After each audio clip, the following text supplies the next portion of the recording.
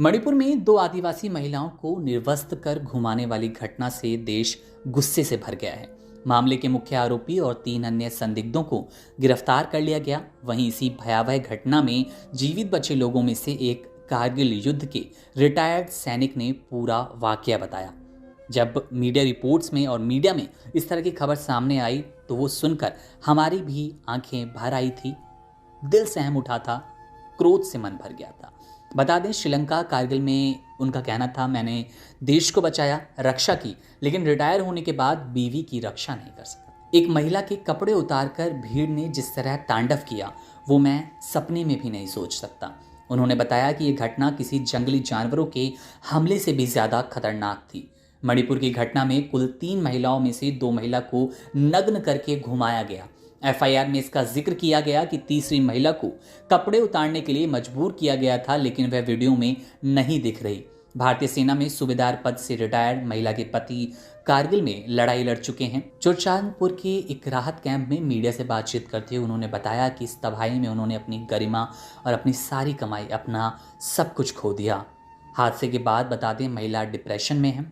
42 साल की महिला ने कहा कि हम 2 महिलाओं को खुले में हजारों पुरुषों के सामने बंदूक के बल पर कपड़े उतारने के लिए मजबूर किया गया।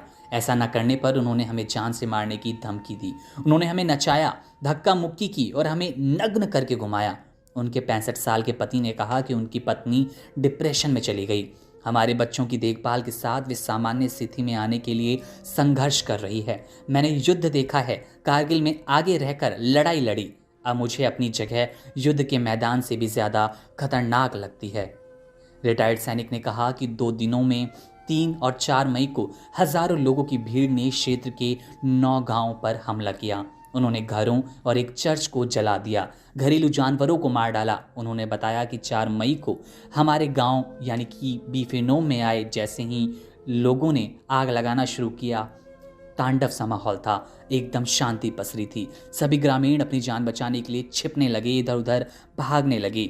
मेरी पत्नी मुझसे बिछड़ गई और वो 4 अन्य ग्रामीण जंगल में एक पेड़ के पीछे छिप गए।